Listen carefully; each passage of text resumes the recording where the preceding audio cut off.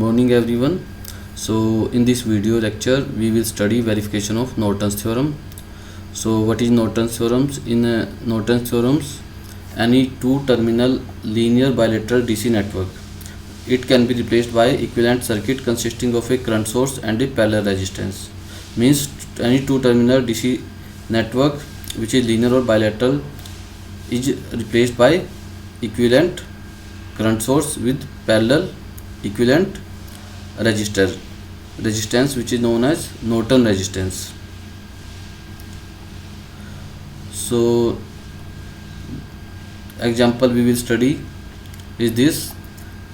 We will take 9 volt source, 3 ohm and 6 ohm resistance, and this is the load resistance through which we will calculate the current using Norton theorem and without Norton theorem. Firstly we will calculate the current through this load resistance without making equivalent circuit.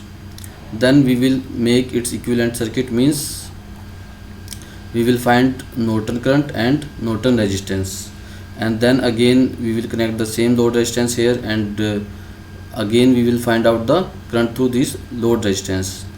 Current in both the cases must be same for verification of Norton's theorem. So the problem is that how we will find this Norton current source or Norton current value or Norton resistance value. So to find this Norton current value and Norton resistance value, we have to identify the load resistance points. So this is the load resistance point A and B. So in first point I will open this load resistance. And I will show this source, DC voltage source. So after shorting I will find the Norton resistance Rn, which is equivalent resistance looking through these terminals A and B. Similarly, to find out the current, Norton current, we will short this load resistance. Now I will short this load resistance and I will find the total current through this branch, and the total current through this branch is the Norton current. So in this way we can calculate this IN and RN, and again I will make the circuit using the IN and RN, and I will connect here load resistance and find the current again through this AB branch, and the current must be same. So let's see how we will verify this Norton's theorem. So I have already designed the circuit in Simulink or in Multisim software. So I am using the same example. I am taking here 9 volt, 3 volt, 6 volt, and the load resistance value is 10 ohm here. Clear? So this is our first circuit, means complex circuit or without Norton equivalent circuit. So I will find out the current through this circuit. I will simulate it.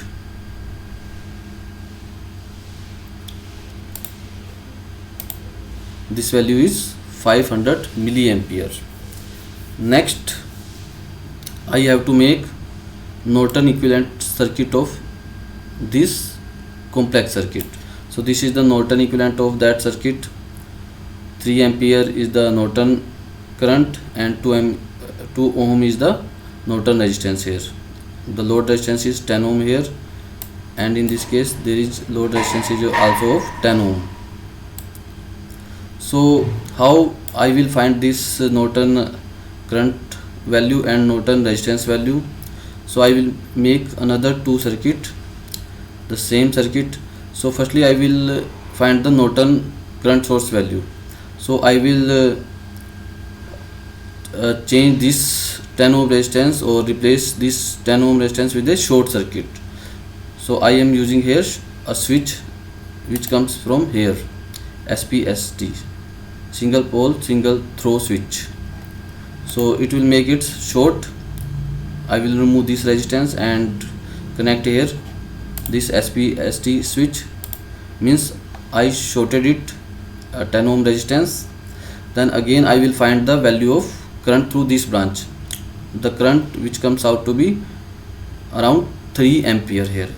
It is the IN, means Norton current source value. This 3 ampere is the Norton current value. Then I have to find the Norton resistance. So for finding the Norton resistance, I will show this DC source and I will connect a reference voltage source here. I am using here 10 volt reference source, and I have to find the current through this branch, and the value of V by I gives the Norton resistance here. So value of V here is 10 volt and the current is 5 ampere, means 10 by 5 is 2 ohm. 2 ohm is the Norton equivalent resistance. So I am using here 2 ohm Norton equivalent resistance.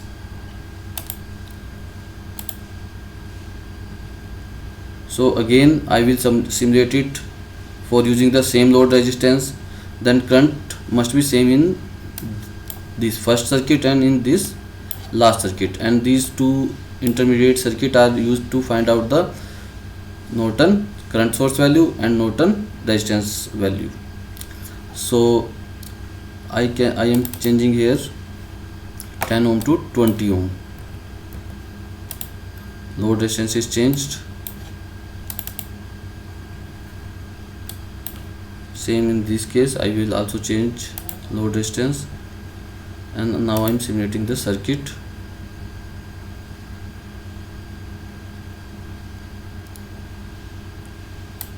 So let's see, the value here is 272.73 milliampere, which is without using Norton equivalent circuit, and after using Norton equivalent circuit the value comes out to be same. So in this way you can make your or design your own circuit and find the value of this Norton current and Norton resistance, and then again reduce that circuit using this Norton resistance and Norton resistance in parallel with Norton current source, and use any load value here to find out the current. So in this way we can verify the Norton's theorem. So these are the steps I am again briefing about. Firstly, we will find the current through load resistance without using Norton equivalent circuit.